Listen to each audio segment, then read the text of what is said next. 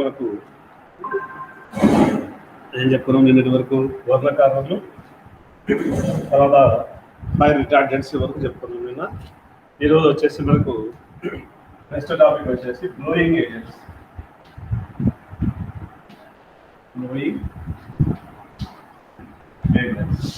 So next సంకల్ప పదార్థం వచ్చేసి బ్లోయింగ్ ఏజెంట్.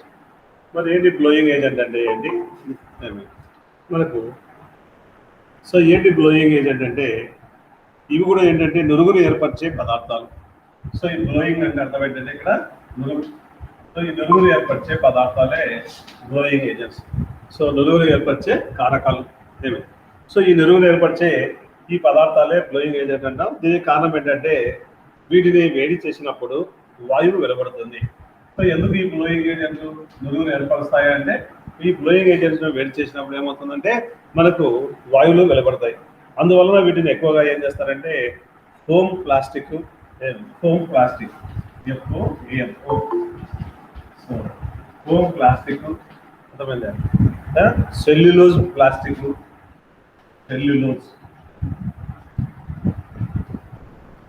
సెల్యులోజ్ ప్లాస్టిక్ తర్వాత వీటిని తయారు చేయడానికి ఎక్కువగా ఉపయోగిస్తుంటారు. లేదా ఇంకోటి ఏముందంటే పోరస్ పాలిమర్లు కూడా ఉంటాయి.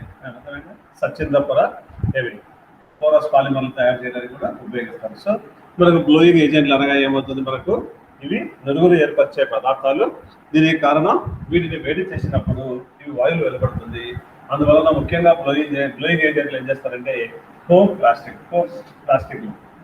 ఫోమ్ అంటే నురుగు ఆ నురుగు వచ్చే ప్లాస్టిక్, ఫోమ్ ప్లాస్టిక్లు కానీ సెల్యులోజ్ ప్లాస్టిక్లు కానీ లేదా పోరస్ పాలిమర్లను తయారు చేయడానికి ఎక్కువగా ఏం చేస్తారు, ఈ బ్లోయింగ్ ఏజెంట్లను ఉపయోగిస్తారు. అయితే ఈ బ్లోయింగ్ ఏజెంట్స్ కూడా మనకి ఏమవుతుందంటే రెండు రకాలైనటువంటి బ్లోయింగ్ ఏజెంట్స్ ఉన్నాయి మనకు. తెలుగులో కూడా బ్లోయింగ్ అనే పెట్టుకోండి.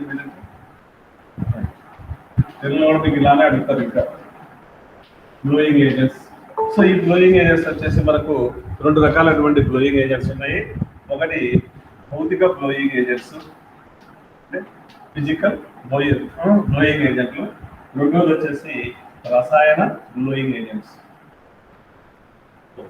సో బ్లోయింగ్ ఏజెంట్స్ అంటేనే మనకు నురుగురు ఏర్పరిచే కారకాలు కాబట్టి ఈ నురుగురు ఏర్పరిచే ఈ కారకాల్లో రెండు రకాలైనటువంటి ఉన్నాయి. భౌతిక బ్లోయింగ్ ఏజెంట్లు, తర్వాత రసాయన బ్లోయింగ్ ఏజెంట్లు. సో ఈ భౌతిక బ్లోయింగ్ ఏజెంట్లు కదా సాధారణంగా ఏమి ఉపయోగిస్తామంటే ఇక్కడ మనకు నైట్రోజన్ మరియు కార్బన్ డైఆక్సైడ్ జడవాయువు.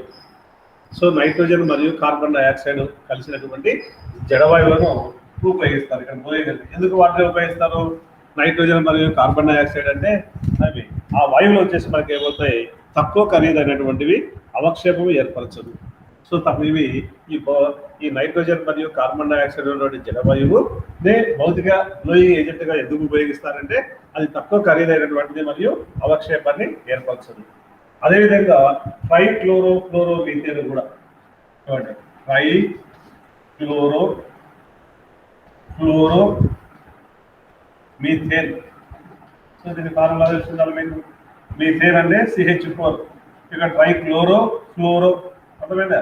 అంటే ఆ 4 హైడ్రోజన్లో ఏమవుతుంది, 3 హైడ్రోజన్లు క్లోరిన్తో ప్రతిక్షేపించబడతాయి, ఒకటి ఫ్లోరిన్తో ఉంటుంది. So ClCl3 ట్రైక్లోరోఫ్లోరోమీథేన్. దీన్ని సాధారణంగా ఏమంటామంటే PU ఫోమ్ అంటారు. PU ఫోమ్ అంటారు. అర్థమైందా? ఈ ట్రైక్లోరోఫ్లోరోమీథేన్ PU ఫోమ్ అంటారు. అదేవిధంగా మనకి ఏమవుతుందంటే మీథేన్ PU ఫోమ్ కానీ లేదా పెంటేన్ కానీ మరియు హెప్టేన్. ఇక్కడ ఇంకోటి కూడా ఏమవుతుంది, పెంటేన్ తర్వాత హెప్టేన్. వీటిని వచ్చేసి ఏమంటామంటే ఈ రెండింటిని కలిపి PS ఫోమ్ అంటారు, గుర్తుపెట్టుకోవాలి. సో ఇది వచ్చేసి దీన్నేమో PU ఫోమ్ అంటాము, ఈ పెంటేన్ హెప్టేన్ వచ్చేసి PS ఫోమ్ అంటాం. అర్థమైందా? సో ఇవన్నీ కూడా ఏంటంటే మనకు భౌతిక blowing agent. So blowing agent అంటే నురుగురు ఏర్పరిచే కారకాలు. సో ముఖ్యంగా ఇందులో ఏమవుతుంది, బ్లోయింగ్ ఏజెంట్ వేడి చేసినప్పుడు మనకు వాయువు విడబడుతుంది. సో ఆ వాయువుల వల్ల మనకి ఏమవుతున్నాయంటే ఈ ఫోమ్లను ఏర్పరుస్తున్నాయి అన్నాం. సో ఇక్కడ మనకి ఏమవుతుంది, రెండు రకాలైనటువంటి బ్లోయింగ్ ఏజెంట్లు ఉన్నాయి. ఒకటి భౌతిక బ్లోయింగ్ ఏజెంట్లు, ఇంకోటి రసాయన బ్లోయింగ్ ఏజెంట్లు. సో ఈ భౌతిక బ్లోయింగ్ ఏజెంట్లకు ఉదాహరణగా మనం ఏం చెప్పుకోవచ్చు, నైట్రోజన్ మరియు కార్బన్ డైఆక్సైడ్ కలిసినటువంటి జలవాయువు కానీ సో నైట్రోజన్ మరియు కార్బన్ డైఆక్సైడ్ కలిసిన జలవాయువు. దీన్ని ముఖ్యంగా ఎందుకు ఉపయోగిస్తారంటే ఇది తక్కువ ఖరీదైనటువంటిది, అవక్షేపాన్ని ఏర్పరచదు అని. అదేవిధంగా మరొక ఉదాహరణ ఏముందంటే ట్రైక్లోరోఫ్లోరోమీథేన్. ఈ ట్రైక్లోరోఫ్లోరోమీథేన్ మనకు పియు ఫోమ్ అంటాం, పియు ఫోమ్. అదేవిధంగా పెంటైన్ హెప్టైన్లు కూడా భౌతిక బ్లోయింగ్ ఏజెంట్లకు ఉదాహరణ. ఈ పెంటైన్ హెప్టైన్ వచ్చేసి ఏమంటాము, పిఎస్ ఫోమ్ అంటాం. అదేవిధంగా మనకు రెండోది వచ్చేసి మనకి ఏముంది, రసాయన బ్లోయింగ్ ఏజెంట్లు. సో ఈ రసాయన బ్లోయింగ్ ఏజెంట్ ఎందుకు ఉపయోగిస్తారంటే ఎక్కువగా అజోడై కార్బమైడ్, అజోడై కార్బనమైడ్. సో అజోడై కార్బనమైడ్ను మనం ఏం చేస్తారు, ఇవి రసాయన బ్లోయింగ్ ఏజెంట్ గా ఉపయోగిస్తారు. అంటే ఏ విధంగా ఉపయోగిస్తారు ఇక్కడ, ఈ అజోడై కార్బనమైడ్ కనుక వేడి చేసినట్టయితే అది విఘటనం చెంది మనకి ఏమవుతుంది, స్వేచ్ఛా ప్రాతిపదికలు ఏర్పడుతుంది. ఇది విఘటనం చెంది స్వేచ్ఛా ప్రాతిపదికలు ఏర్పడుతుంది మరియు ఏమవుతుంది, నైట్రోజన్ వాయువు కూడా వెలువడుతుంది. సో అజోడై కార్బనమైడ్ వేడి చేసినప్పుడు అది విఘటనం చెంది స్వేచ్ఛా ప్రాతిపదికలతో పాటు నైట్రోజన్ వాయువు కూడా వెలువడుతుంది. మనం మొట్టమొదటి చెప్పుకున్నాం, బ్లోయింగ్ ఏజెంట్ అంటేనే ఇది వెలుగును ఏర్పరిచే కారకాలు. దీనికి కారణం ఏంటంటే బ్లోయింగ్ ఏజెంట్లు వాయువులను విడుదల చేస్తాయి అని. సో ఇక్కడ రసాయన బ్లోయింగ్ ఏజెంట్లకు ఇది వేడి చేసినట్లయితే మనం ఏంటంటే విఘటనం చెంది మనకి ఏమవుతుంది, స్వేచ్ఛ ప్రాతిపదికలతో పాటు నైట్రోజన్ వాయువు కూడా ఇక్కడ ఏమవుతుంది, విడుదల చేస్తుంది. సో ఇవి మనకి అజోడై కార్బనమైడ్ అనేది రసాయన బ్లోయింగ్ ఏజెంట్ ఉదాహరణ. సో ఈ పెంటేను, హెప్టేను ఏమి తర్వాత మనకు వచ్చేసి ట్రైక్లోరోఫ్లోరోమీథేన్, నైట్రోజన్ మరియు కార్బన్ డైఆక్సైడ్ వాయువుల మిశ్రమము. ఇవన్నీ కాకుండా ఇతర ఉదాహరణలు కూడా మనకు ఉన్నాయి. ఏమున్నాయి ఇతర ఉదాహరణలు అంటే ammonium bicarbonate, so NH4CO3, ammonium bicarbonate, sodium bicarbonate NaHCO3, sodium bicarbonate.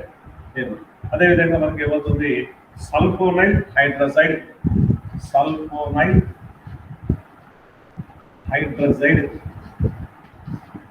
హైడ్రసైడ్. So ఇవి కూడా మనకి ఏమవుతున్నాయంటే బ్లోయింగ్ ఏజెంట్ ఉదాహరణగా తీసుకోవచ్చు. కాబట్టి ఇది షార్ట్ క్వశ్చన్, బ్లోయింగ్ ఏజెంట్లు అంటే ఏం చేస్తారు, బ్లోయింగ్ ఏజెంట్లు అనగా ఇవి నిలువను ఏర్పరిచే కారకాలు. దీనికి కారణం బ్లోయింగ్ ఏజెంట్లను వేడి చేయగా వాయువులను విడుదల చేస్తుంది. కాబట్టి సాధారణంగా వీటిని ఫోమ్ ప్లాస్టిక్ కానీ ఫోమ్ ప్లాస్టిక్ తయారు చేయడంలో కానీ, లేదా సెల్యులోజ్ ప్లాస్టిక్లను తయారు చేయడంలో కానీ, లేదా సచ్చేంద్ర పాలిమర్లను తయారు చేయడానికి ఈ బ్లోయింగ్ ఏజెంట్లు ఉపయోగిస్తారు. సో ఏం చేస్తాం మనం, ఫోమ్ ప్లాస్టిక్, ఫోమ్ ప్లాస్టిక్ అంటే దుర్గోలి, ఫోమ్ ప్లాస్టిక్ కానీ, సెల్యులోజ్ కానీ, సెల్యులోజ్ ప్లాస్టిక్, లేదా మనకేమవుతుంది సమాంతర పాలిమర్, కోరస్ పాలిమర్స్. వీటిని తయారు చేయడానికి ఈ బ్లోయింగ్ ఏజెంట్లను ఉపయోగిస్తారు. ఇవి రెండు రకాలు, భౌతిక బ్లోయింగ్ ఏజెంట్లు, రెండోది రసాయన బ్లోయింగ్ ఏజెంట్లు. సో భౌతిక బ్లోయింగ్ ఏజెంట్లుగా ఏం చేస్తారు, నైట్రోజన్ మరియు కార్బన్ డైఆక్సైడ్ యొక్క జలవాయువు భౌతిక బ్లోయింగ్ ఏజెంట్ గా ఉపయోగపడుతుంది. నైట్రోజన్ మరియు కార్బన్ డైఆక్సైడ్ యొక్క జలవాయువు ఎందుకు భౌతిక బ్లోయింగ్ ఏజెంట్ గా ఉపయోగపడుతుందంటే ఇది తక్కువ ఖరీదైనటువంటిది మరియు ఇది అవక్షేపాలను ఏర్పరచదు. అదేవిధంగా ఇతర భౌతిక బ్లోయింగ్ ఏజెంట్లకు ఏమున్నాయి, ట్రైక్లోరోఫ్లోరోమీథేన్ ఒకటి ఉంది, దాన్ని మనం ఏమంటాము, పియు ఫోమ్ అంటాము. మరి హెప్టేన్ తర్వాత పెంటేన్ ఉన్నాయి, వాటిని వచ్చేసి ఏమంటాము, పిఎస్ ఫోమ్లు అంటాం. అదేవిధంగా రసాయన బ్లోయింగ్ ఏజెంట్లకు ఉదాహరణ అజోడై కార్బనమైడ్. దీన్ని వేడి చేసినప్పుడు విఘటనం చెంది స్వేచ్ఛా ప్రాతిపదికలతో పాటు నైట్రోజన్ వాయువు కూడా విడుదల చేస్తుంది. అదేవిధంగా మనకు ఇతర ఉదాహరణలు ఏమున్నాయంటే బ్లోయింగ్ ఏజెంట్లకు అమోనియం కార్బోనేట్ కానీ, సోడియం బైకార్బోనేట్ కానీ, సల్ఫోనైల్ హైడ్రైడ్ కానీ. సో సోడియం కార్బోనేట్ ఏమవుతుంది మనకు, ఇది నువ్వు ఏర్పరిచే కారకమే సోడియం బైకార్బోనేట్, అర్థమైందా.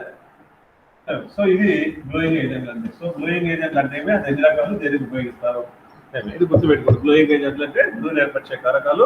వాటిని ఎందుకు ఉపయోగిస్తారంటే ఫోమ్ ప్లాస్టిక్ కానీ, సెల్యులోజ్ ప్లాస్టిక్లు కానీ, సచ్చేంద్ర పాలిమర్లను తయారు చేయడానికి ఉపయోగిస్తారు.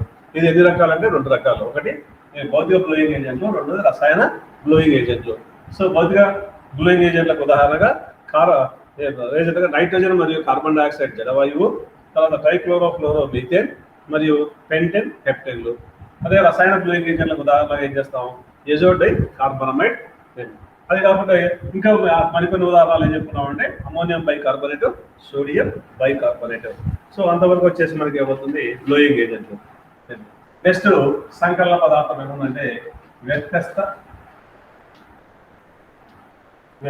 బంధ ఏజెంట్లు. వ్యత్యస్త బంధ ఏజెంట్లు ఏమవుతుంది? Cross linkage agents.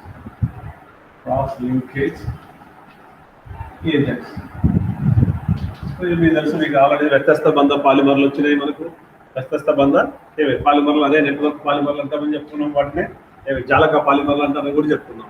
మరి ఏంటి ఇక్కడ ఈ వ్యత్యస్త బంధ ఏజెంట్లు అంటే ఇది కూడా ఒక రకమైనటువంటి సంకలిత పదార్థమే. ఇది కూడా ఒక రకమైనటువంటి సంకలిత పదార్థమే. మరి ఏం చేస్తుంది? మరి ఈ వ్యత్యస్త బంధ ఏజెంట్ల వల్ల ఉపయోగం ఏంటంటే మనకు పాలిమర్ల యొక్క భౌతిక రసాయనిక ధర్మాలలో మార్పును కలిగించు పాలిమర్ల యొక్క ఏమవుతుంది? భౌతిక రసాయనిక ధర్మాలలో మార్పును కలిగించు ప్లాస్టిక్ సంకలిత పదార్థాలతో క్రాస్ లింకేజ్ ఏజెంట్స్ కూడా ఉన్నాయి. సో మనకేమవుతున్నాయి? పాలిమర్ల యొక్క భౌతిక రసాయనిక ధర్మాల్లో మార్పు జరుగుతాయని చెప్పుకుంటున్నాం. సో పాలిమర్ల యొక్క భౌతిక రసాయనిక ధర్మాల్లో మార్పు జరగడానికి ఏమవుతున్నాయి? చాలా రకాలైనటువంటి కారణాలు ఉన్నాయి. అందులో ఈ క్రాస్ లింకేజ్ ఏజెంట్స్ కూడా ఒక పదార్థం. ఏదైనా ఒక పాలిమర్ తీసుకుంటే ఆ పాలిమర్ యొక్క భౌతిక రసాయనిక ధర్మాల్లో మనకు మార్పు చెందిస్తాయి. అటువంటి మార్పు చెందినటువంటి సంకలిత పదార్థాల్లో ఈ క్రాస్ లింకేజ్ ఏజెంట్స్ కూడా ఒక రకానికి చెందినటువంటివి. అంటే ఇవి కూడా ఏం చేస్తాయి? మరి దీని ఉద్దేశం అప్పుడు ఈ క్రాస్ లింకేజ్ ఏజెంట్లు కూడా పాలిమర్ల యొక్క భౌతిక రసాయనిక ధర్మాల్లో మార్పును కలగజేస్తాయి. ఇవి అర్థమైందా? సాధారణంగా మనకి ఏమవుతాయంటే ఇవి కలగజేస్తాయా లేదా మనకి థర్మోప్లాస్టిక్ పాలిమర్ను థర్మోసెటిక్ పాలిమర్గా మారుతాయి. థర్మోసెట్ పాలిమర్లు మనం ఆల్రెడీ పాలిమర్ల యొక్క వర్గీకరణలు తెలుసుకున్నాం. ఏమైంది మనకు? ఈ థర్మోసెట్ పాలిమర్లు ఏం జరుగుతుంది అంటే థర్మోప్లాస్టిక్ను ఏమవుతుంది? ఇది థర్మోసెటింగ్ పాలిమర్గా మారుస్తుంది అంట. థర్మోసెటింగ్. సో ఏంటి మరి రెండింటికి తేడా? థర్మోసెటింగ్ థర్మోప్లాస్టిక్లకు థర్మోసెటింగ్ ప్లాస్టిక్లకు అది ఏమవుతుంది మనకు? ఈ థర్మోప్లాస్టిక్లను ఈ వ్యత్యస్త బంధ ఏజెంట్లు థర్మోసెటింగ్ ప్లాస్టిక్లుగా మార్పు చేస్తుంది. అంటే అర్థం ఏంటి మనకి ఇప్పుడు? అంటే ఈ వ్యత్యస్త బంధ ఏజెంట్లు అనేవి పాలిమర్ల యొక్క భౌతిక ధర్మాలను కానీ రసాయన ధర్మాలను కానీ ఇవి మార్పు చేస్తాయి అంటున్నాం. మరి మార్పు చేస్తాయా లేదా అన్నదానికి ఇదే ఉదాహరణ. మరి థర్మోప్లాస్టిక్లు అంటే అర్థం ఏంటి మనకు? ఈ థర్మోప్లాస్టిక్ను వేడి చేసినప్పుడు అంటే మొదటిది ఏమవుతుంది? కఠినంగానే ఉంటుంది, గట్టిగా ఉంటుంది. వేడి చేసినప్పుడు ఏమవుతుంది? మెత్తబడుతుంది. మళ్ళీ తిరిగి చల్లార్చినట్లయితే అది పూర్వధర్మాన్ని పొందుతుంది. అంటే ఏమవుతుంది? దాని గట్టిదనాన్ని పొందుతుంది. సో ఇక్కడ ఏమవుతుంది మనకు? వేడి చేసినప్పుడు మెత్తబడుతుంది, చల్లార్చినప్పుడు మరలా గట్టి పడుతుంది. అంటే ఇక్కడ ఏమవుతుంది మనకు? కంటికి కనిపిస్తుంది. ఎలా కనిపిస్తుంది? భౌతిక మార్పు జరుగుతుంది, అక్కడ ఉంది భౌతిక మార్పు మాత్రమే జరుగుతుంది, ఇక్కడ రసాయన మార్పు అనేది జరగలేదు. ఇటువంటి థర్మోప్లాస్టిక్లకు మనం ఏం చేస్తున్నాం? ఈ వ్యత్యస్త బంధ ఏజెంట్ల కలిపినట్లయితే అప్పుడు ఏమవుతుంది? అది థర్మోసెటింగ్ ప్లాస్టిక్లుగా మారుస్తుందంట. మరి థర్మోసెటింగ్ ప్లాస్టిక్లో మారుస్తుందంటే అర్థం ఏంటి? ఈ థర్మోసెటింగ్ ప్లాస్టిక్ అనగా ఇది వేడి చేసినప్పుడు ఏమవుతుంది? తన పూర్వధర్మాన్ని కోల్పోతుంది. అంటే తిరిగి మళ్ళీ చల్లార్చినప్పుడు తన తొలి ధర్మాన్ని పొందలేనటువంటివి, అంటే సెట్ అయిపోతాయి ఒకేసారి. కానీ ఇక్కడైతే ఏమవుతున్నాయి అంటే థర్మోప్లాస్టిక్లు అయితే అవి వేడి చేసినప్పుడు మెత్తబడుతున్నాయి, చల్లబడిచినప్పుడు మరలా గట్టిపడుతుంది. కానీ థర్మోసెటింగ్లతో వచ్చినప్పుడు ఏమవుతుంది? వేడి చేసినప్పుడు మనకి ఇక్కడ ఏమవుతుంది? మనం ఏ ధర్మాన్ని అయితే అది పొందుతుందో అంటే ఒకవేళ మెత్తబడుతుందో ఇది అలాగనే ఉండిపోతుంది, లేదా గట్టిపడితే అలాగనే ఉండిపోతుంది, కానీ మళ్ళీ ఈ విధంగా జరగదు. అంటే అర్థం ఏంటి? ఇక్కడైతే భౌతిక మార్పు జరిగింది, ఇక్కడ రసాయన మార్పు జరిగింది. సో ఇప్పుడు దీని యొక్క భౌతిక ధర్మాల్లో ఇది మార్పును కలగజేస్తుంది. అర్థమైందా? సో ఇప్పుడు ఏమవుతుంది? ఈ ఏజెంట్ కలపడం వలన ఇది ఏమవుతుంది? తిరిగి తన పూర్వధర్మాలను పొందలేకపోతుంది. అర్థమైందా? ఈ థర్మోసెటింగ్ అనేది థర్మోప్లాస్టిక్ల మాదిరి తన పూర్వధర్మాలను పొందలేకపోతుంది. ఎందుకు పొందలేకపోతుంది? ఇది ఏజెంట్లో కలుపుతున్నాం కాబట్టి. సో ఈ విధంగా మనకి ఏమవుతుందంటే పాలిమర్ యొక్క భౌతిక రసాయనిక ధర్మాలలో మార్పును కలగజేసే సంకలిత పదార్థమే వ్యత్యస్త బంధ ఏజెంట్స్. కాబట్టి సాధారణంగా థర్మోప్లాస్టిక్ పాలిమర్ను థర్మోసెటింగ్ పాలిమర్గా మారుస్తారు. అంటే ఈ రసాయన పదార్థాలు నేరుగా ఏమవుతాయంటే స్థూల అనుశృంఖలముతో చర్య జరిపి అంత పాలిమర్ ఉత్పన్నంలో ఒక భాగంగా ఉంటుంది. అంటే ఏమవుతుంది చూడండి, ఈ క్రాస్ లింకేజ్ ఏజెంట్స్ అనేవి స్థూల అనుశృంఖలముతో చర్య జరుపుతుంది. స్థూల అనుశృంఖలముతో చర్య జరిపి మనకు చివరిగా ఒక ప్రోడక్ట్ ఏర్పడుతుంది. ఆ ఏర్పడినటువంటి అంత్య పదార్థంలో ఇది ఒక పదార్థంగా ఉంటుంది. అంటే అర్థం ఏంటి మనకు? సపోజ్ మనకి ఏమవుతుందంటే ఇది ఒక స్థూల పాలిమర్ అనుకోండి, బల్క్ పాలిమర్. స్థూల పాలిమర్ అంటే సైజు ఎక్కువగా ఉన్నటువంటిది అని.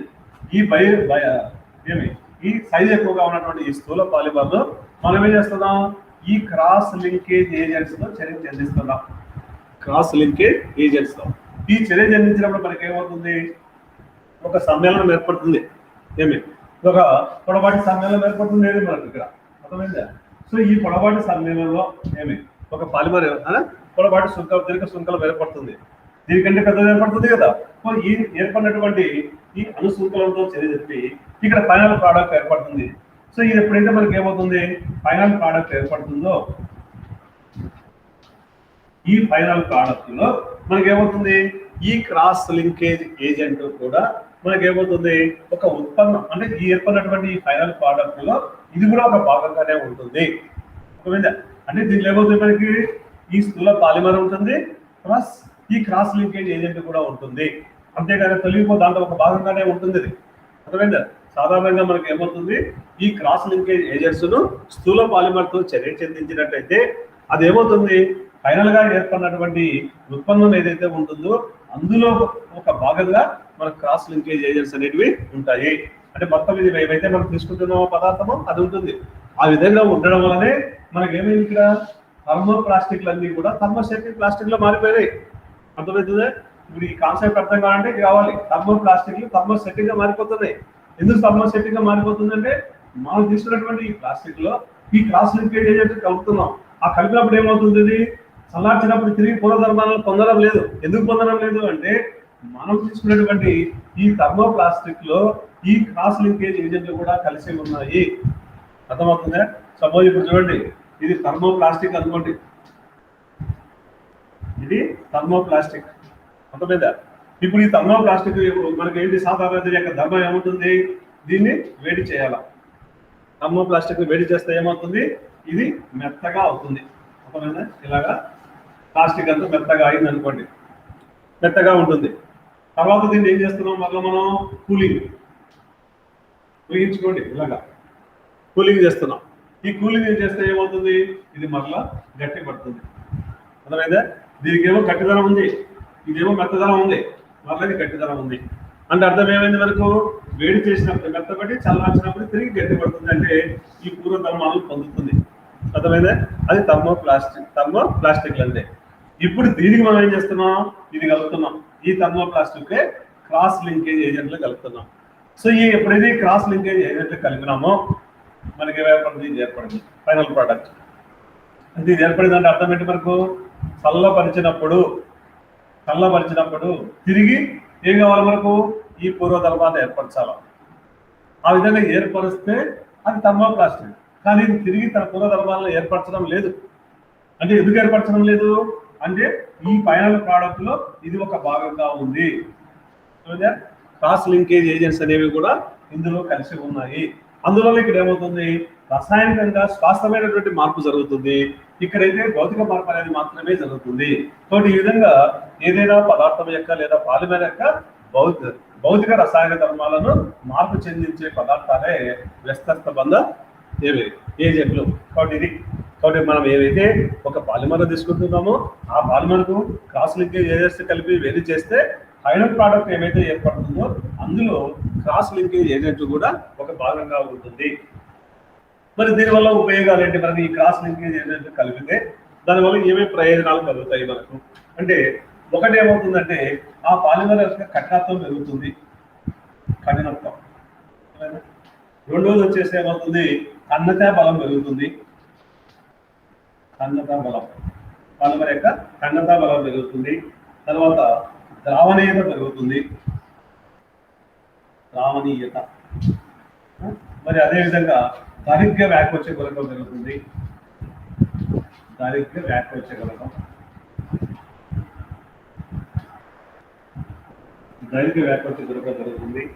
తర్వాత మనకి ఏమవుతుంది? స్పెల్లింగ్ జరుగుతుంది. స్పెల్లింగ్ అంటే ఇక్కడ ఏంటి? ఉబ్బుట అంటే అర్థం ఏంటి? పదార్థం స్థూలమైంది అంటే ఈ పదార్థం కలిపితే ఆటోమేటిక్గా మనకు గుగ్గినట్టు కనిపిస్తుంది కదా. సో మనకి పదార్థం ఏముంది? ఇంత ఉంది. దీనికి అదనంగా కొత్త పదార్థం కలిపితే ఏమవుతుంది, సైజు పెరుగుతుంది. అర్థమైందా? దాన్ని స్వెల్లింగ్ అంటాం, ఉబ్బుట అంటాం. సో ఈ క్రాస్ లింకేజ్ ఏజెంట్స్ వల్ల మనకి ఏమవుతుందంటే అవి కలపడం వల్ల ఆ పాలిమర్ యొక్క కఠినత్వం కానీ, తన్నతా బలం కానీ, ద్రవణీయత కానీ, దానికి వ్యాసోక్ష గుణకాలు పెరుగుతాయి. మరి దాని యొక్క సైజు కూడా పెరుగుతుంది. ఉబ్బుట అంటే ఇక్కడ అర్థమైందా? సో ఉదాహరణకు మనం ఏం చేస్తామంటే వీటిని మనము ఈ వ్యత్యస్త బంధ ఏజెంట్లుగా ఉపయోగిస్తారంటే ఎక్కువగా ఎక్సామిథాక్సిమెనిలిన్. ఉదాహరణకు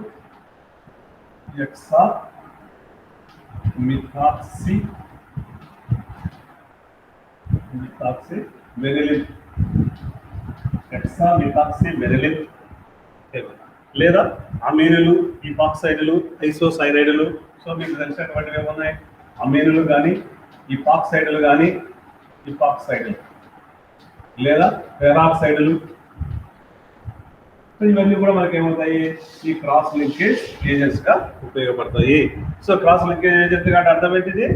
ఈ క్రాస్ లింకేజ్ ఏమంటే ఆ పాలిమర్ యొక్క భౌతిక రసాయనిక ధర్మాల్లో మార్పును కలిగించే కారకాలే. సో ఇది మనకు ఉన్నటువంటి వ్యత్యస్త బంధ agent, cross linkage agent. So cross linkage agents అనగా పాలిమర్ యొక్క భౌతిక రసాయనిక ధర్మాల్లో మార్పును కలిగించే కారకాలే ఇవి. సో ఇవి ఉదాహరణకు ఏమవుతాయి?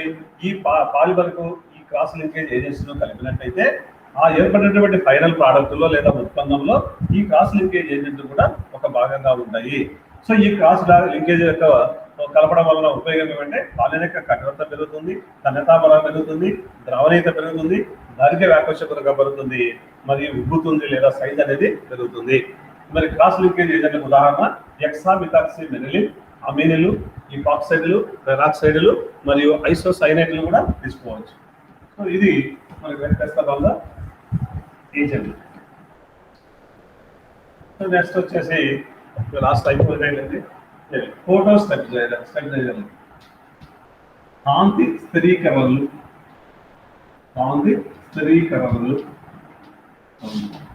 Photo stabilisers.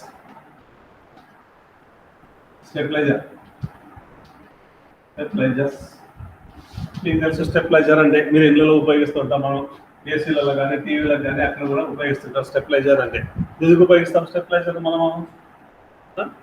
మన కరెంట్ వస్తూ ఉంటే ఆ కరెంట్ అప్ అండ్ డౌన్ వచ్చినప్పుడు ఏమవుతుంది, దాన్ని తగ్గించకుండా స్థిరంగా ఉంచడానికి స్టెబిలైజర్లు ఉపయోగిస్తాం. అదే ఆ స్టెబిలైజర్ స్థిరీకరణలు. సో అదేవిధంగా ఇక్కడ ఏం చేస్తున్నామంటే కాంతి ద్వారా మనం ఏం చేస్తున్నాం? స్టెబిలైజ్ చేస్తున్నాం. సో దాన్ని ఏమంటున్నాం? కాంతి స్థిరీకరణలు లేదా ఫోటో స్టెబిలైజర్స్ అంటాం. మరి ఏంటి ఇక్కడ ఏం జరుగుతుంది? మరి ఈ కాంతి పేర్లలో ఉంది ఇక్కడ మనకు. అంటే కాంతి ద్వారా జరిగే ఆక్సీకరణ చర్యను నిరోధించి పాలిమర్కు రసాయన స్థిరత్వమును అందించడానికి కలిపే పదార్థాలే ఫోటో స్టెబిలైజర్లు. సో మనకి ఏమవుతాయి? కొన్ని రసాయన చర్యలు కాంతి ద్వారా జరిగిపోతాయి. కాబట్టి మనం ఏం చేస్తున్నాం? మనము వాతావరణంలో కనుక ఉంచినట్లయితే కొన్ని పదార్థాలు మనకు ఆ కాంతి ద్వారా అంటే ఏమవుతుంది? సూర్యకాంతిలో ఉండే హెచ్డు శక్తి ఉంటుంది, యూవి కాంతి, యూవి శక్తి. ఆ కాంతి వల్ల ఏమవుతాయంటే కొన్ని రసాయన చర్యలు జరిగేస్తాయి. అటువంటి రసాయన చర్యలు జరగకుండా ఉండడానికి ఈ ఫోటో స్టెబిలైజర్స్ కలుపుతారు. ఎప్పుడైతే ఈ ఫోటో స్టెబిలైజర్లు కలుపుతామో ఆ కాంతి రసాయన చర్యలు అనేవి మనకు జరగవు. కాబట్టి మనకి ఏమవుతుంది? కాంతి ద్వారా జరిగే ఆక్సీకరణ చర్యను నిరోధించి పాలిమర్కి ఏమవుతుంది? రసాయన స్థిరత్వాన్ని కలగజేస్తుంది. సపోజ్ మనం ఏమవుతుంది? ఇది ఒక పాలిమర్ ఉంది ఇక్కడ. ఈ పాలిమర్లో అనేక అణువులు ఉంటాయి అనుకోండి, మోనోమర్లు కలిసి ఉంటాయి. ఈ పాలిమర్లు ఏం చేస్తున్నా అంటే మనం ఇప్పుడు గాలిలో ఉంచాం. ఇది ఏమవుతుంది? కాంతి సమక్షంలో, హెచ్ను సమక్షంలో ఏమవుతుందంటే ఇది ఆక్సీకరణ చర్యకు లోనవుతుంది, ఆక్సీకరణం చెందుతుంది. సో ఆక్సీకరణం ఎప్పుడైతే చెందిందో పాలిమర్లన్నీ ఏమనుకున్నాం మనం? సేంద్రియ సమ్మేళనాలని చెప్పాను. పాలిమర్లన్నీ కూడా సేంద్రియ సమ్మేళనాలని చెప్పాను. ఏంటి సేంద్రియ సమ్మేళనాలు అంటే? కార్బన్, హైడ్రోజన్లతో పాటు ఆక్సిజన్, మనము హాలోజన్ మూలకాలు కూడా ఉంటాయి. అంటే కార్బన్ ఉన్నటువంటి సమ్మేళనాలే సేంద్రియ సమ్మేళనాలుగా చెప్పుకుంటాం. సో ఎప్పుడైతే సేంద్రియ సమ్మేళనాలు అర్థమైందా? మనం ఏంటంటే ఆక్సీకరణం చెందుతుంది అంటున్నాం. ఎప్పుడైతే ఆక్సీకరణం చెందితే ఆ పాలిమర్లో ఉండే కార్బన్ ఏమవుతుంది? కార్బన్ డైఆక్సైడ్ గా మారిపోతుంది. లేదా వాటర్ హైడ్రోజన్ వచ్చేసి ఏమవుతుంది? నీరుగా మారిపోతుంది. అప్పుడు మారిపోతే ఈ పాలిమర్ ఎక్కడ ఏమవుతుంది? అస్థిరం అయిపోతుంది, స్థిరంగా ఉండదు. మనం ఏవైతే పాలిమర్లు తీసుకుంటున్నామో ఆ పాలిమర్ అదే స్థితిలో ఉండకుండా దాని యొక్క స్థితి మారిపోతుంది. అంటే ఏమవుతుంది? ఈ కాంతి వలన ఇది అస్థిరత్వం పొందుతుంది. అందుకు ఏం చేస్తారంటే ఇక్కడ ఈ పాలిమర్కి ఏం చేస్తారు, మనకి ఇక్కడ ఫోటో స్టెబిలైజర్లు కలుపుతారు, పిఎస్ ఫోటో స్టెబిలైజర్. ఎప్పుడైతే ఈ ఫోటో స్టెబిలైజర్లు కలిపినామో అప్పుడు ఏమవుతుంది, ఈ చర్య నిరోధిస్తుంది. ఏ చర్య నిరోధిస్తుంది, ఈ ఆక్సీకరణ చర్య జరగకుండా ఇది కాపాడుతుంది. అర్థమైందా?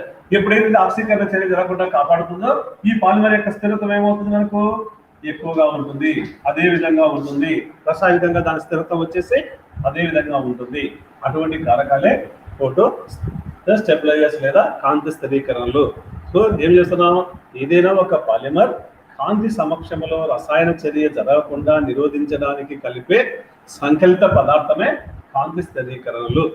సో పాలిమర్ వచ్చేసి కాంతి వలన ఆక్సీకరణం చెంది అస్థిరపడకుండా దాన్ని రసాయనికంగా స్థిరంగా ఉంచడానికి ఏ పదార్థాన్ని అయితే మనం బయట నుంచి కలుపుతున్నామో ఆ కలిపే ఇతర పదార్థాలను ఏమంటామంటే ఫోటో స్టెబిలైజర్స్ అంటారు.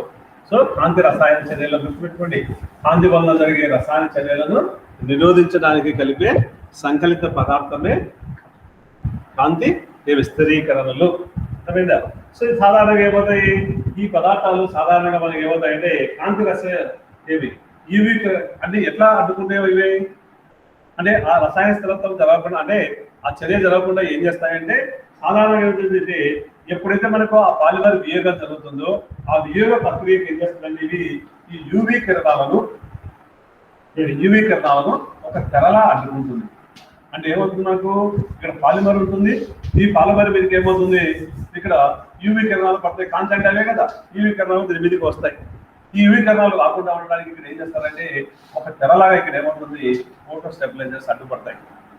అదే ఎప్పుడైతే ఇక్కడ అడ్డు ఉంది అనుకోండి ఆ కిరణాలు కిందకి చేరవు. అర్థమైందా? సాధారణంగా మనకి ఏమవుతుంది, భూమి మీద అతిలోతి కిరణాలు చేరకుండా ఓజోన్ పొర ఏ విధంగా అడ్డుకుంటుందో అదే ఓజోన్ పొర అడ్డుకోవడం మనకు భూమి మీద చేరకుండా అతిలోతి కిరణాలు అడ్డుకుంటుంది కదా. అలాగనే ఇక్కడ ఏమవుతుంది, ఈ కాంతి వల్ల జరిగే ఈ సూర్యకిరణాలు యూవీ కిరణాలు ఏవైతే ఉన్నాయో ఆ యూవీ కిరణాలు ఈ పాలిమర్ మీద పడకుండా ఈ ఫోటో స్టెబిలైజర్స్ ఒక తెరలాగా అడ్డుకుంటుంది. ఎప్పుడైతే అడ్డుకుంటుందో కాంతి ఉన్నప్పుడు కూడా ఏమవుతుంది, రసాయన చర్య జరగదు, స్థిరంగా ఉంటుంది. సో యూవీ కిరణాలు ఏమవుతుంది, ఒక తెరలాగా అడ్డుకుంటుంది.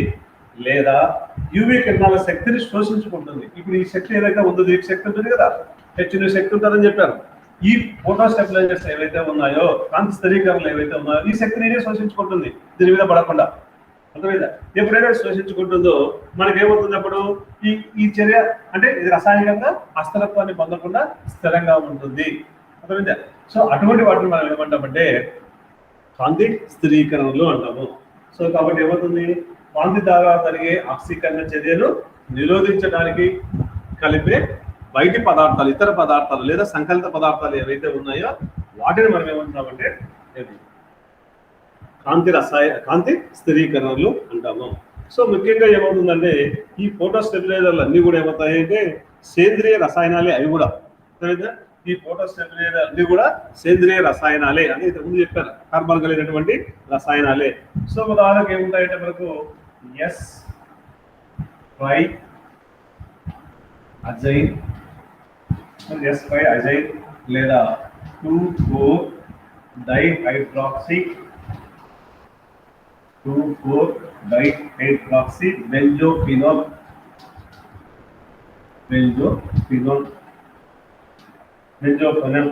లేదా carbon black, chromium oxide CR2O3, lead tetroxide PbO4 లేదా ఫెరోసైనైడ్లు, టైటానియం డయాక్సైడ్లు TiO2. సో మనం ఏం చెప్పారు ఇక్కడ ఈ కాంతి స్థిరీకరణలు కూడా సేంద్రియ సమ్మేళనాలే అన్నాం. సో ఈ సేంద్రియ సమ్మేళనాలే ఇవన్నీ కూడా 2,4-డైహైడ్రాక్సీ బెంజోఫినోల్. సో బెంజోఫినోల్ లో మనకి ఏమవుతుంది, C6H5CO CH3. ఇక్కడ కూడా మనకి ఏమవుతుంది, కార్బన్లు ఉంటాయి కదా, అందువల్ల ఏమవుతుందంటే సేంద్రియ సమ్మేళనాలు అంటున్నాం. సో ఇటువంటి కాంతి స్థిరీకరణ కారకాలు ఏం చేస్తాయి, పాలిమర్ను ఆక్సీకరణ చర్య చెందకుండా దేని సమక్షంలో వాతావరణంలో ఉన్నటువంటి సూర్యకిరణాల నుంచి ఈ పాలిమర్ రసాయనికంగా అస్థిరత్వం పొందకుండా ఇవి కాపాడడానికి ఉపయోగపడతాయి. ఇటువంటి వాటిని ఏమంటామంటే ఫోటో స్టెబిలైజర్స్ అంటాము. ఇది అజైన్ కానీ 2,4-డైహైడ్రాక్సీ బెంజోఫినోల్ కానీ కార్బన్ బ్లాక్ కానీ క్రోమియం ఆక్సైడ్, lead tetroxide, తర్వాత టైటానియం ఆక్సైడ్. సో ఇవన్నీ కూడా ఫోటో స్టెబిలైజర్స్, కాంతి స్థిరీకరణలు. సో కాంతి స్థిరీకరణ వల్ల ఉపయోగం ఏంటంటే మనకు పాలిమర్ యొక్క రసాయన స్థిరత్వాన్ని కాపాడడానికి ఉపయోగపడతాయి. ఎందుకు రసాయన స్థిరత్వాన్ని కాపాడతాయంటే పాలిమర్లను సూర్యకాంతి సమక్షంలో లేదా కాంతి సమక్షంలో ఆక్సీకరణకు చర్యకు లోను కాకుండా ఇవి ఒక పొరలాగా, ఒక తెరలాగా అడ్డుపడి వాటిని కాపాడుతూ ఉంటాయి. లేదా ఆ ఉన్నటువంటి సూర్యరశ్మి నుంచి వెలువడే ఆ కిరణాలు ఏవైతే ఉన్నాయో వాటిని ఇవేమవుతాయి, ఒక తెరలాగా అడ్డుకోవడమే కాకుండా అవసరమైతే వాటిని ఇవి శోషించుకుంటాయి. ఆ శోషించుకోవడం వల్ల ఏమవుతుందంటే ఆ సూర్యకిరణాలు అనేవి పాలిమర్ మీద పడవు. పాలిమర్ మీద ఎప్పుడైతే పడవో ఇది స్థిరంగా ఉంటుంది, రాసాయనికంగా అస్థిరత్వం అనేది జరగదు. సో ఇవి మనకు కాంతి స్థిరీకరణలు. ఇవి కాంతి స్థిరీకరణలు అంటే ఒకసారి ఏంటంటే ఏమవుతుంది, మనకు కాంతి ద్వారా జరిగే ఆక్సీకరణ చర్యను నిరోధించి పాలిమర్కు రసాయన స్థిరత్వమును అందించే రసాయనాలను ఫోటో స్టెబిలైజర్లు అంటారు.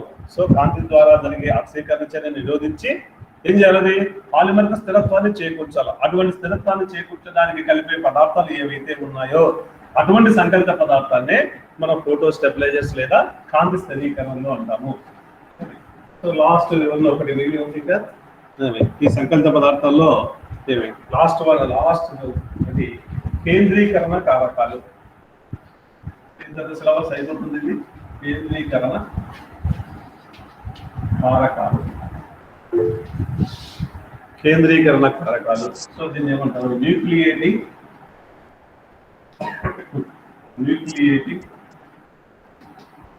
ఏజెంట్స్.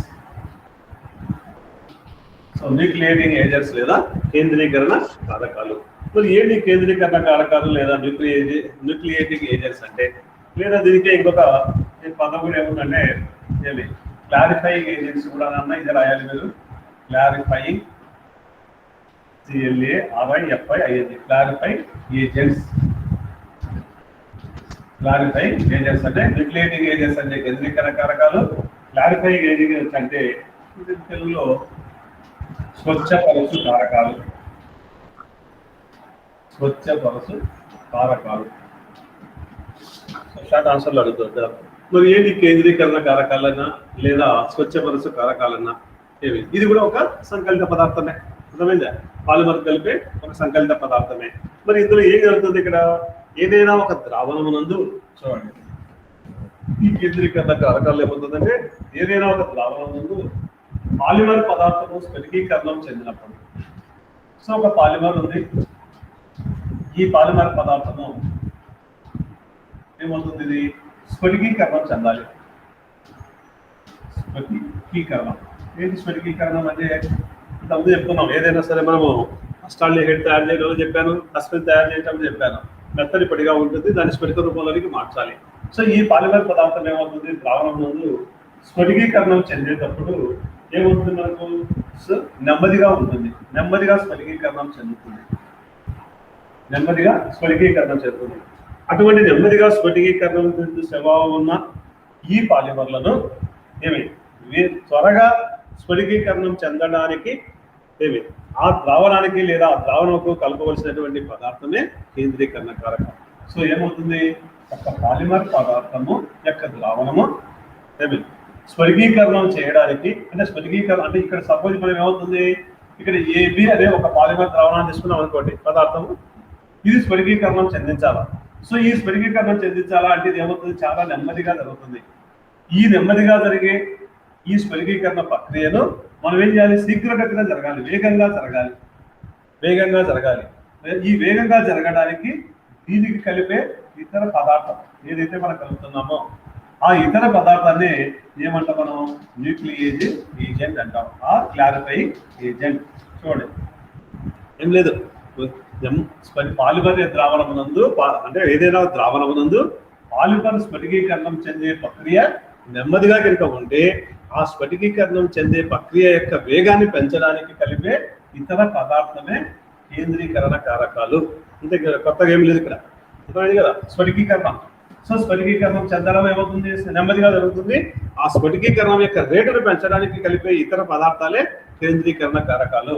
సో ఇక్కడ ఏమవుతుంది, స్ఫటికీకరణం పెంచుతుంది. సో ఈ కారకాల వలన ఎలా జరుగుతుంది మనకు అంటే, ఈ కేంద్రీకరణ కారకాలను ఎప్పుడైతే మనం వాటికి కలుపుతున్నామో అక్కడ ఆ పాలిమర్ ఏమవుతుంది, శీఘ్రగతిన స్ఫటికీకరణం చెందుతుంది. చంద్రమే కాకుండా స్ఫటికం యొక్క ఆకృతిలో కానీ దృశ్య ధర్మాలలో కానీ గణనీయమైనటువంటి మార్పులు వస్తాయి. సో అప్పుడు మనం ఏమవుతుంది, ఇప్పుడు ఒక పదార్థం తీసుకుందాం, మొత్తం పొడిగా ఉంది. ఏమి ఈ పొడిగా ఉన్నటువంటి దీన్ని ఏం చేస్తున్నాం, క్రిస్టలైజేషన్ చేస్తున్నాం, స్ఫటికీకరణం చేస్తున్నాం. సో ఆ స్ఫటికీకరణ కూడా ఏమవుతుంది, ఇక్కడ నెమ్మదిగా జరుగుతుంది కాబట్టి దీన్ని ఏం చేస్తున్నాం, వేగంగా జరగాలి. ఆ వేగంగా జరగడానికి ఏం చేస్తున్నాం అంటే న్యూక్లియేటింగ్ ఏజెంట్ కలుపుతున్నాం, కేంద్రీకరణ కారకాలు. ఆ కలపడం వల్ల ఇక్కడ ఏమవుతుంది, మనకు స్ఫటికీకరణం చెంది అన్ని స్ఫటికాలు ఏర్పడతాయి. అర్థమైందా? స్ఫటికీకరణం చెందినాక మెత్తని పొడి ఏమవుతుంది, మెత్తగా ఉన్నటువంటి మెత్తని పొడి స్ఫటికాలుగా ఏర్పడతాయి. అయితే ఇక్కడ స్ఫటికాలుగా అంటే అప్పుడు ఏమవుతుంది, స్ఫటికాలుగా ఏర్పడతాయి కారణమైనటువంటిది ఇది ఈ కేంద్రీకరణ కారకాలు. సో ఈ కేంద్రీకరణ కారకాల యొక్క ఉపయోగం ఏంటంటే మనకు వాటిని స్ఫటికాలుగా ఏర్పరచడమే కాకుండా, అంటే త్వరగా స్ఫటికాలను ఏర్పరచడమే కాకుండా అది ఇంకొక దాని యొక్క ఉపయోగం ఏమవుతుందంటే స్ఫటికీకరణం చెందడమే కాక స్ఫటికం యొక్క ఆకృతిలో వృద్ధి. సో ఈ స్ఫటికం యొక్క ఆకృతిలో వృద్ధి కూడా జరుగుతుంది. మెత్తగా ఉన్నప్పుడు ఒక రకమైనటువంటి ఆకృతి ఉంటుంది, ఈ స్ఫటికాలుగా ఉన్నప్పుడు ఆకృతి వేరుగా ఉంటుంది. అంటే దాని యొక్క సైజ్ ఏమవుతుంది, పెరుగుతుంది. స్ఫటికం యొక్క ఆకృతిలో వృద్ధి అంటే అర్థం ఏంటి, ఇక్కడ ఆకృతిలో అంటే ఇది పొడి ఉంటుంది, ఇది క్రిస్టల్ అంటే ఇట్లా ఉందనుకోండి, దాని యొక్క సైజు పెరగదా, ఇది ఆటోమేటిక్గా సైజు పెరుగుతుంది. సో ఎప్పుడైతే స్ఫటికీకరణం చెందుతుందో, స్ఫటికీకరణం చెందిన తర్వాత ఆ స్ఫటికీకరణం చెందినటువంటి పదార్థం యొక్క సైజు ఏమవుతుంది, పెరుగుతుంది. మరియు యాంత్రిక మరియు దృశ్య ధర్మాలలో కూడా మార్పులు ఏర్పడతాయి. యాంత్రిక మెకానికల్ ప్రాపర్టీస్లో కానీ లేదా విజిబుల్ మనం చూసడానికి కూడా, అంటే నత్తడి పొడిని చూసే ధర్మం కంటే ఈ స్ఫటికాలుగా ఏర్పడినటువంటి చూసేది మనకు చాలా ఈజీగా ఉంటుంది. కాబట్టి ఈ న్యూక్లియేటింగ్ కారకాల వల్ల ఉపయోగం ఏంటంటే స్ఫటికీకరణం త్వరగా జరగడానికి ఉపయోగపడుతుంది. తర్వాత స్ఫటికం యొక్క ఆకృతిలో వృద్ధి జరుగుతుంది, అంటే దాని యొక్క పరిమాణంలో వృద్ధి జరుగుతుంది. తర్వాత యాంత్రిక ధర్మంలో వృద్ధి జరుగుతుంది. తర్వాత మనకి ఏమవుతుంది, ఇంకోటి ఇది దృశ్య ధర్మాలను కూడా మార్పులు కలగజేస్తుంది. సో న్యూక్లియేటింగ్ ఏజెంట్స్ కానీ లేదా కేంద్రీకరణ కారకాలు అనేవి ఏదైనా ఒక ద్రావణం నందు పాలిమర్లను స్ఫటికీకరణం త్వరగా జరగడానికి కానీ లేదా ఆకృతి వేగంలో మార్పులు కానీ యాంత్రిక ధర్మంలో మార్పులు కానీ లేదా దృశ్య ధర్మంలో మార్పును కలిగించే ఏ సంకల్ప పదార్థాలు అయితే ఉన్నాయో వాటిని మనం ఏమంటాము, కేంద్రీకరణ కారకాలు అంటాము. అర్థమైందా? సరే ఇక్కడ మనకి ఏమవుతుందంటే మామూలుగా మనకి ఏమవుతుంది, ఈ విధంగా తీసుకున్నప్పుడు పాలిమర్ల మధ్య మనకు దృశ్య ధర్మాల్లో మార్పు జరుగుతుంది అని చెప్తున్నాం. అంటే ఈ కేంద్రీకరణ కారకాలను కలిపితే మనం ఏం చెప్తున్నాం, కేంద్రీకరణ కారకాల వల్ల చూడండి, ఒకటి స్ఫటికీకరణము పెరుగును. రెండోది మనకి ఏమవుతుంది, ఆకృతిలో మార్పు, ఆకృతి అంటే లేదా సైజులో పెరుగుదల గుర్తుపెట్టుకోండి ఇలా. మూడోది వచ్చేసి యాంత్రిక ధర్మంలో మార్పు, యాంత్రిక ధర్మం. సో నాలుగోది వచ్చేసి దృశ్య ధర్మంలో మార్పు, దృశ్య ధర్మం. సో ఈ నాలుగు కలగజేస్తుంది ఆ న్యూక్లియేటింగ్ ఏజెంట్, ఆ పాలిమర్ కలుపుతే అంటున్నాం. ఆ విధంగా కలిపిన తర్వాత మనం ఏం చేస్తారంటే ఇంకా మనకి ఏమవుతుంది, ఈ దృశ్య ధర్మం బాగా కనిపించాలా అంటే అర్థమైందా, ఈ దృశ్య ధర్మం ఇంకా బాగా కనిపించాలంటే అంటే పాలిమర్ల యొక్క దృశ్య ధర్మాల మార్పు కొరకు వాడు కేంద్రీకరణ కారకాలను ఇప్పుడు దీనికి ఏం చేస్తాం, ఈ దృశ్య ధర్మాలు మార్పడానికి ఏం చేస్తున్నాం, కేంద్రీకరణ కారకాలు కలపడం వల్లే జరిగింది అంటున్నాం. ఈ దృశ్య ధర్మాల కోసం కలిపే ఆ కేంద్రీకరణ కారకాలనే ఏం చెప్పారు ఇందాక, క్లారిఫైయింగ్ ఏజెంట్స్ అంటాం, స్వచ్ఛపరచు కారకాలు. సో మొదట్లో చెప్పాను కేంద్రీకరణ కారకాలు లేదా స్వచ్ఛపరచు కారకాలు, న్యూక్లియేటింగ్ ఏజెంట్స్ లేదా క్లారిఫైయింగ్ ఏజెంట్ అని. సో ఈ క్లారిఫైయింగ్ ఏజెంట్స్ అంటే అర్థం ఏంటంటే ఈ పాలిమర్ల యొక్క దృశ్య ధర్మాలు ఏమైతే ఉన్నాయో ఈ దృశ్య ధర్మాల మార్పు కొరకు వాడు కేంద్రీకరణ కారకాలనే మనం ఏమంటాం, క్లారిఫైయింగ్ ఏజెంట్స్ అంటాము. కొత్తది కాదు, క్లారిఫైయింగ్ ఏజెంట్, న్యూక్లియేటింగ్ ఏజెంట్, కేంద్రీకరణ కారకాలే. ఈ మూడుని కలపడానికి మార్పు అంటే ధర్మాలను కలగడానికి చేసే వాటిని మనం కేంద్రీకరణ కారకాలు అంటున్నాం. ఆ పాలిమర్ యొక్క దృశ్య ధర్మంలో మార్పును కలగజేస్తే అటువంటి కేంద్రీకరణ కారకాన్ని ఏమంటున్నాము, క్లారిఫైయింగ్ ఏజెంట్ లేదా స్వచ్ఛ కారకాలు అంటున్నాం. స్వచ్ఛ కారకాలు. సో ఈ మనకి ఇక్కడ ఏమవుతుందంటే ఎటువంటి మనకి స్వచ్ఛ కారకాలుగా ఉపయోగపడతాయి ఈ కేంద్రీకరణ ఏజెంట్లుగా మనం ఏంటి తీసుకుంటామంటే వీటికి ఉదాహరణ ఎడిపిక్ ఆమ్లము ఒక కేంద్రీకరణ కారకం, లేదా బెంజోయిక్ ఆమ్లము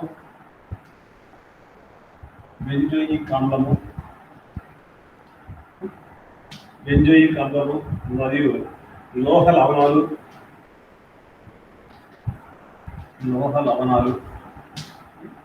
అర్థమైందా? ఇంకోటి ఏముందంటే పాలిప్రొపిలిన్ అంటే పీపీ అంటాం. పాలిప్రొపిలిన్ అంటే పీపీ. ఈ పాలిప్రొపిలిన్ కూడా ఏమవుతుంది, ఈ 4 వచ్చేసి కేంద్రీకరణ కారకాలు అవుతాయి. అంటే ఏంటి 4 కేంద్రీకరణ కారకాలు అంటే, ఏదైనా ఒక పాలిమర్ ద్రావణానికి ఏ కేంద్రీకరణ కారకాల కలిపినట్లయితే అది స్ఫటికీకరణం చెందే వేగాన్ని పెంచేటివి. ఆ స్ఫటికీకరణం వేగంగా జరగడమే కాకుండా ఇది ఏం చేస్తుందని చెప్తున్నాం, ఆ స్ఫటికం యొక్క ఆకృతిలో వృద్ధి జరుగుతుంది, యాంత్రిక ధర్మాల్లో మార్పు జరుగుతుంది, తర్వాత దృశ్య ధర్మాల్లో కూడా మనకి ఏమవుతుంది, మార్పును కలుగజేసినటువంటివి ఇవి. ఆ దృశ్య ధర్మాల్లో మార్పును కలుగజేసే కేంద్రీకరణ కారకాలనే మనం ఏమంటున్నాం, స్వచ్ఛపరచు కారకాలు లేదా క్లారిఫైయింగ్ ఏజెంట్స్ అంటున్నాం. వాటి ఉదాహరణలు ఎనిపిక్ ఆమ్లము, బెంజోయిక్ ఆమ్లము, లోహ లవణాలు, పాలిప్రొపిలిన్, పీపీ. అర్థమైందా? సాధారణంగా ఏమవుతుందంటే సార్బిటాల యొక్క ఎస్టైల్ ఉత్పన్నాలను కూడా వాడతారు. సార్బిటాల్ అనేది ఒక ఏమవుతుందని ఏమంటాం మనం, సార్బిటాల్ అనేది వచ్చేసి ఇది ఒక ఆల్కహాల్. ఇది కూడా అర్థమైందా? OH సమూహాలు ఎక్కువ కలిగినటువంటి పాలి హైడ్రాక్సీ సమ్మేళనం సార్బిటాల్. సో ఈ సార్బిటాల్ యొక్క అసిటైల్ ఉత్పన్నాలు అంటే అసిటైల్ క్లోరైడ్ తో చర్యదించగా వచ్చే ఉత్పన్నాలు. సో ఈ ఉత్పన్నాలన్నీ కూడా మనకి ఏమవుతాయి, ఎక్కువగా మనకి ఏం చేస్తారంటే క్లారిఫైయింగ్ ఏజెంట్స్ గా ఉపయోగిస్తారు. వీటిని ఎక్కువగా చేస్తారు, క్లారిఫైయింగ్ ఏజెంట్స్ గా ఉపయోగిస్తారు. సార్బిటాల్ యొక్క అసిటాల్ ఉత్పన్నాలను ఏం చేస్తారు, క్లారిఫైయింగ్ ఏజెంట్స్ అంటే అర్థం ఏంటి, పాలిమర్ యొక్క దృశ్య ధర్మాలలో మార్పును కలగజేసే ఏజెంట్లు. సో ఆ పాలిమర్ యొక్క దృశ్య ధర్మాలలో మార్పును కలగజేసే ఏజెంట్లుగా దేన్ని ఉపయోగిస్తారంటే సార్బిటాల్ యొక్క అసిటైల్ ఉత్పన్నాలను ఉపయోగిస్తారు. సాధారణంగా మనకు వచ్చేసి కేంద్రీకరణ కారకాలను 3 రకాలుగా వర్గీకరించుకోవచ్చు. సో 3 రకాలుగా వర్గీకరణ చేసుకోవచ్చు. ఒకటి వచ్చేసి మనకి ఏమున్నాయంటే కన్వెన్షనల్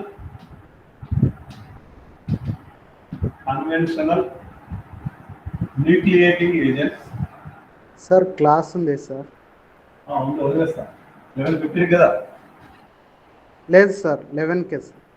మేడం 11:50 అని చెప్పింది లేదు, అయిపోయింది. ఒక సెకండ్. Conventional న్యూక్లియేటింగ్ agent. రెండోది వచ్చేసి అడ్వాన్స్డ్ న్యూక్లియేటింగ్ ఏజెంట్స్. సో మూడోది వచ్చేసి హైపర్ న్యూక్లియేటింగ్ ఏజెంట్స్. సో కేంద్రీకరణ కారకాలు అనేటివి మనకు 3 రకాలు ఉన్నాయి. ఒకటి conventional nucleating agents, advanced nucleating agents, hyper nucleating agents. So ఇవి కేంద్రీకరణ కారకాలు మరియు స్వచ్ఛపరచు కారకాలు. సో ఏంటి స్వచ్ఛపరచు కారకాలు, న్యూక్లియేటింగ్ ఏజెంట్స్ అంటే ఫైనల్ గా మనము పాలిమర్ యొక్క ద్రావణమునందు స్ఫటికీకరణం చెందే సామర్థ్యమును పెంచడానికి కలిపే కారకాలు. స్ఫటికీకరణం చెందే సామర్థ్యం, నెమ్మదిగా జరుగుతున్నటువంటి స్ఫటికీకరణ ప్రక్రియను త్వరగా జరగడానికి కలిపే కారకాలనే న్యూక్లియేటింగ్ ఏజెంట్స్ అంటాము. సో ఈ న్యూక్లియేటింగ్ ఏజెంట్ వల్ల స్ఫటికీకరణం త్వరగా జరగడమే కాకుండా దాని యొక్క యాంత్రిక ధర్మాల్లో మార్పు జరుగుతుంది, దాని యొక్క సైజులో మార్పు జరుగుతుంది, దాని యొక్క దృశ్య ధర్మాల్లో కూడా మార్పు జరుగుతుంది. ఆ దృశ్య ధర్మాల్లో మార్పు జరగడానికి కలిపే కేంద్రీకరణ కారకాలనే క్లారిఫైయింగ్ ఏజెంట్స్ లేదా స్వచ్ఛపరచు కారకాలు భావిస్తాము. వీటికి ఉదాహరణ బెంజోయిక్ ఆమ్లము, లోహ లవణాలు, పాలిప్రొపిలిన్, సార్బిటాల్ యొక్క అసిటాల్ ఉత్పన్నాలను క్లారిఫైయింగ్ ఏజెంట్స్ గా ఉపయోగిస్తాము. ఇవి 3 రకాలు: conventional nucleating agents, advanced nucleating agents, hyper nucleating agents. అర్థమైందా? సరే, ఓకే.